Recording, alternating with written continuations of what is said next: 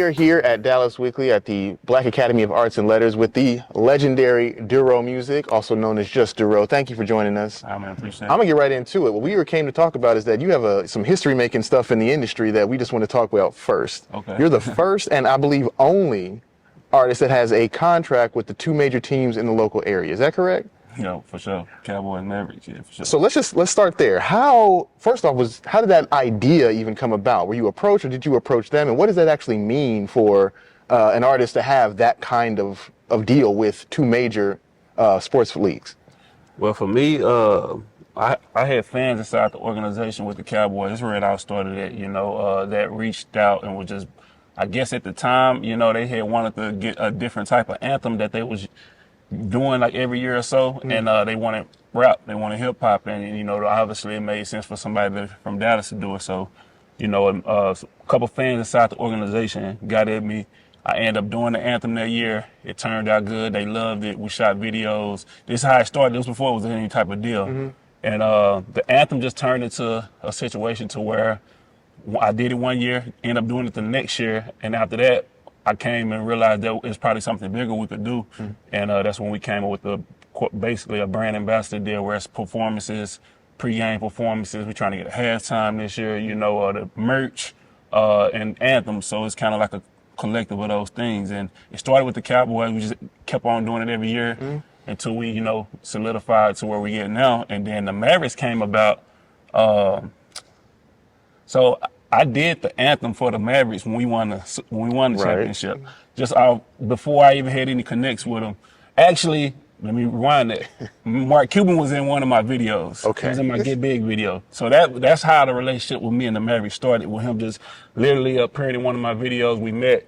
He did that. We had got cool. But we never did anything as far as on me doing something with the Mavericks at this time. But then the next year, the Mavericks went to the championship, and even before we even got into the playoffs, I had made a Mavericks anthem. I was just watching that whole year. I was watching the Mavericks, and even though they wasn't even top 8 to be predicted to win the championship that year, when I was watching them, I was just like, oh, nah, they got it. I'm saying every piece. So I made an anthem before we even got to the playoffs for the Mavericks, and it took off that year. We won the championship, so it was kind of like, okay, shit, we made an anthem when we win the championship. So what's crazy, I would have thought that I would have done something with the Mavericks, because this is before the Cowboys. I thought I did something with them, but for whatever reason, I got real busy. I started touring.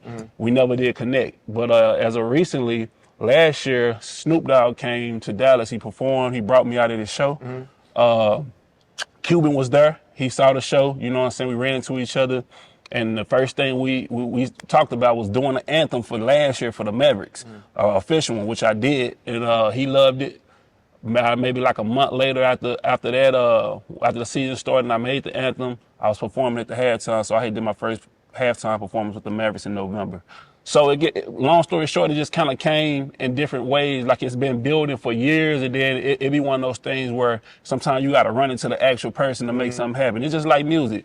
I done talked about doing music with artists and vice versa a lot of times, but sometimes it don't happen until we actually just naturally run into each other and do it. We talk about it all the time. So Cowboys kind of came about one way, and the Mavericks came about another way. But overall, it just kind of be being from Dallas, putting on. It just always made sense, and I like making the anthems for them.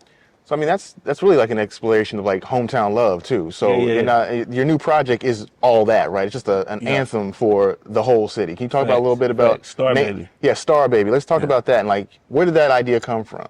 Star Baby. So the Star Baby, it's a concept, man. It stands for a lot of different things. I mean, I'm from Dallas. We got the Dallas Stars, you got the Cowboys, which is the star. You feel me? That's the next contract, huh? Hey, actually, I'm trying to do the Stars in the Rain. I did a first pitch for the Rangers, you know what I'm saying, a few years back, but I'm still trying to tie in with them too. But long story short, everything we surrounded by in Dallas is stars. Star Baby, and then it got a whole different other meaning too. That on my next project, I'm gonna get into that part of the Star Baby, because this is just a Star Baby 1. I plan on doing a trilogy, and each project gonna be simultaneously and different from each other as far as just how they sound. The sound is gonna be consistent, but the style is gonna be different from each other. So this was more like a Texas project. It kind of got the Houston and Dallas feel to it. You know, Star Baby 2, I'm going for the Dallas sound, which is the Dallas Boogie era sound. Yeah, yeah. You know what I'm saying? But it's going to be with nothing but Texas artists and producers, and that's what this project is, just nothing but Dallas and Houston artists. I mean, locally we hear a lot about how like there's not a lot of that going on right now, you know, and you were just talking right before we started the interview about how like there's a lot of talent here. Yeah. How do you corral all that? And how do you make sure that those barriers are being broken down when people say, you know, Dallas don't support its own, they got to leave and stuff like that? I'm pretty sure you've heard that. I've heard that. But you just said, like, we're doing a whole trilogy based on your love of this place and what it is here. So what's that like, and how are you trying to break down those barriers of local artists and how they can break out and be seen and things like that?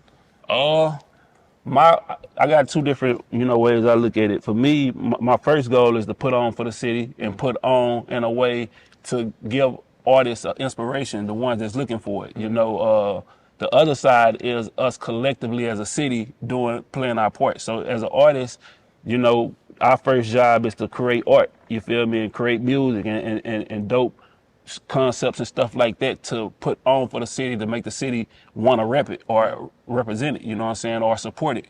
The second thing is for the other side, which is, you know, you talking about the media and even stuff what y'all doing right now is embracing it, you know, understanding that it's a lot of talent in the city, from the producers to the DJs to the artists that can play on that main stage, you know, if they get the right type of, you know, opportunities and looks, you know. So it's a collective thing from every part of the city, you know. But for me as an artist, it's just for me to continue to put on. I talk to a lot of artists. I collaborate with a lot of artists out here. So the best thing I can do is, you know, the ones that really want that inspiration, or if they come to me for advice or even whatever they guidance, or however you would look at it, I give them that. And then on the flip side, it's about me collaborating. And, you know, we do a lot of that. So I see it coming around. I see the city coming together, you know, perfectly in one way. In other ways, I feel like we could have been in another space, but I see it all coming together now. You think Dallas will be like the focal point at some point? Because like I said, I believe you. I've seen it too. There's a ton of talent here that I just don't feel is getting out beyond the barriers of the Metroplex. Yeah. Do you see, like, how long do you think, or not, I should say how long, do you feel like it's possible for Dallas to become one of those center points, like a Nashville or an LA, that could be one of those places where people actually gravitate to? It's crazy because it already is. It already is and been that, but kind of from a low key standpoint. So like I'm gonna give you an example. Like even from the music side, people been coming to Dallas for a lot of different reasons. They've been coming here eating, as far as doing a lot of shows, getting a lot of support. They've been, you know, a lot of people been using / stealing the juice, the flavor, you know what I'm saying? The culture, using it and incorporating it with how they doing it. Some people just directly coming out here, you know, collabing with certain people, low key. The industry around the country and the world comes to Dallas all the time. So that makes it already that from a low key standpoint. Now, will it come to like how people see certain cities like Atlanta and New York and sometimes in Cali, LA? Absolutely, because that's also been happening, especially since the pandemic. You got a lot of people coming from a lot of different places, living here, coming here, bringing a lot of the media here, you know, and it's actually the new media hub for hip hop. You know, everybody comes out. It's like 5 or 6 top blogs that's right here in Dallas that everybody around the country come to. So like I say, I see it happening. I think it's already that from a low-key standpoint, and at some point it's really gonna get embraced as that on the forefront. Okay. Yeah. And so you've been about, like, you got started right out of high school, right? Yeah. So like 20 years about now. I started in high school. Now it came out officially to the world, you know, 2009, so we're coming up into 15, yeah. But yeah, when I started, I started like way before that. So, how has the business of it changed or progressed in your opinion? Because, you know, you've been doing mixtapes, you got studio albums, you got these deals. How has the business actually changed? It changes in different ways. You know, you started off with the CDs. That's straight out the trunk, your backpack. You know, I literally started off selling CDs in high school. You know what I'm saying, to students and teachers and faculty members and stuff like that. So it started off as a hand-to-hand type thing with me. And that was a business model because at the time, being 16, 17 years old and only have worked at McDonald's or whatever, to be able to make your own money from rapping and starting music and never basically being an entrepreneur, going straight to that was a thing that really opened me up to the business side. I was like, okay, I'm rapping at the same time I was playing basketball. You know, had a few scholarships. Was fit to go to play ball in college, but ended up just taking the rap route because I felt like I controlled my destiny better. You know what I'm saying? With music versus sports, because sports is real political. You know what I'm saying? You gotta, to get to that spot you're trying to get to, you have to go certain kind of ways, and you can't have any type of hiccups. Sometimes it's out of your control. You can get hurt.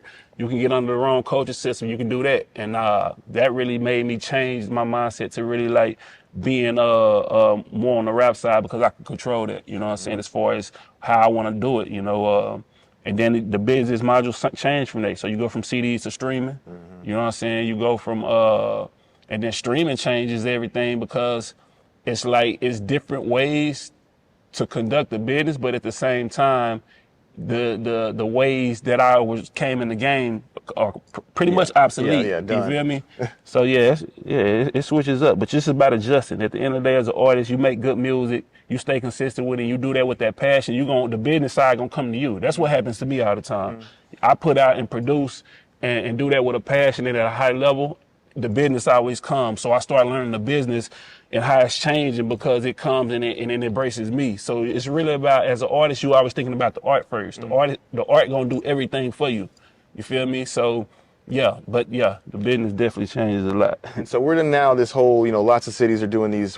Dallas just did its 50th anniversary of hip hop kind of celebration. Yeah. And to that point, the younger cats coming in, games change, but they're kind of they're in the new system. Yeah, facts. Is there any kind of different mind state or any kind of different kind of creative expression that you would say that a younger person would have to have, that maybe you had to learn or had to evolve into? Yeah, 100%. Like, you know, they coming right into where it's more about, the average artist don't really think about 100% the art first. They do, obviously, but they're thinking about the whole spectrum, like how I'm supposed to. Some people create music with the mindset of how I'm supposed to put it out, right. How it's supposed to, you know, first. You know, and when you think like that, that's a whole different mindset than how we was coming. Yeah. Like in our mindset, we had to come from like, okay, I got to make something that's going to make these actual people in this spot move. They're going, you know what I'm saying? You got like 10 seconds as a new artist to, you know what I'm saying, to sway somebody. So we had to take a whole different approach in making the music, and that's good in one way, and then it could be, you know, tough in another, and vice versa. So I think it all equals out. I think they have advantages that we didn't have when we first started, and I feel like we definitely had advantages that they don't have right now. So it's like adjusting the boat. So I tell everybody at the same time, you should do everything. Like when I'm putting out music, I don't just run to the internet, but I understand the internet is important, you know what I'm saying? But I still rock with the DJs. So I personally pull up on DJs. Now that's something new artists ain't even thinking like that, you know what I'm saying? But see, if you incorporate all of it, then you gonna hit your target, you know what I'm saying? And that's what I just believe in. Like I like learning the new ways, but I like keeping them solid ways that I always had, that I know, you know, is beneficial to the whole thing. Do you feel like there's tension in that kind of discussion or that interaction between old and new? Because I mean, there's a lot of conversation about that. Yeah and no. Yeah, of course, because a lot of people, you know, some people that came in the game a certain kind of way don't want to change their mindset. You got some that do, you know what I'm saying? And then you got new artists that don't respect that, you know. So it's people that done put in work, or new artists might come in and not even respect that, you know. So I think it's definitely tension there. It's always a conversation, but it ain't as bad as some people like to think and make it. I see a lot of collaboration between, you know, new artists, older artists. Same thing with the media in a different way. I think certain people figuring it out. The ones that's supposed to do it, the ones that's supposed to figure it out, I always figure it out. So I see a lot of that. Okay. So let me give you time to promote what's going on. You said Star Baby. Like, when's that dropping? And what is the progression? What's coming next, and what can people find? So Star Baby, the album, that's out right now. You know what I'm saying? It's an Out Texas project. Shout out to Power Wow, Power Wow, Lil Flip, Sauce Walker, Young Nation, Tom Tom, Zero. These are some of the names on there, you know what I'm saying? And it's all produced by Dallas and Houston artists. Shout out to my producer, DigiNorm, who produced half the album. Too Much, Mr. E, Five Nine, Mike Diesel. Those are the producers on the album. I want to make sure I shout them out. But it's all Texas. It's all to the roots, man. It's all Dallas. It's all, you know, what I grew up listening to. You know what I'm saying? That sound, it's that style. It's really putting the Texas and the Dallas in the forefront of the mindset to let y'all know, like, this is our own sound. You don't got to go out the city to adapt no other sound. You feel me? We got it right here. Everything any artist need to get out to that world, we got it right here in the city, and we got it right here in the state, pull from it. Because it was a point of time where I wasn't feeling the fact that the new artists was taken from the other cities and they really weren't being themselves. Yeah. So you got Dallas artists sounding like they from Atlanta, or they from Memphis, or they from Chicago. You get what I'm saying? And I'm like, that's cool, but it ain't gonna get you on. You get what I'm saying? Every artist that come through and rep the city and rep and make good music always come out. Even when you talking about new artists like the Big Extra Plugs, he on some Texas, Dallas. He doing it in his own way, but he rep. It always worked that way. So that was the point of this Star Baby album, to put that energy out there, to not just inspire other artists, but the whole culture, everybody in the city, everybody that's, you know, in the media, everybody that's in the streets. Like, we always win as a city more and as a state more when we embracing our own. The biggest movements we ever had musically in Texas is where you had the Houston movement, the Swisher House, and that whole little movement, and that was to the mainstream, to the world. And then for Dallas, it was when we had the Dallas Boogie era. That was our own sound, our own style, our own dances, our own everything, our own haircuts, our own Everybody stole them dances and them. I'm gonna say that. Yeah. So you know what? But like, with that being said, the whole point of Star Baby is to put that energy out there. The whole project is exactly that. You can't listen to that project without, when you're done, you're gonna be prideful about, you know, this culture, you know, and then it's good music at the end of the day, you know. So Star Baby, and Star Baby 2 is getting worked on. Star Baby 2, we in the process, man. Okay. That's gonna be straight Dallas Boogie. I'm gonna tell you that right now. As far as the sound, but we're gonna do it in a 2024-ish type way, you know. Is there any other thing that you should let the world know is coming up? Or they obviously any Mavericks game, any Cowboy stuff happening? We're gonna rock out for the Cowboy season. We're gonna rock out for the Mavericks season. Got new stuff coming with them. Man, the 6-3 project on the way. You know, I ain't gonna talk too much about that, but just know the 6-3 project on the way. Y'all stay updated. And I'm gonna tell y'all more about that project. And we will be keeping up with Durrough and everything that's going on locally. We're gonna be putting a big push into what he's talking about, especially with the Star Baby movement, as we're gonna call it right now. Yeah. For Dallas Weekly, we're here at the Black Academy of Arts and Letters. We thank you so much for joining us. I appreciate We hope to see you back soon, and appreciate y'all.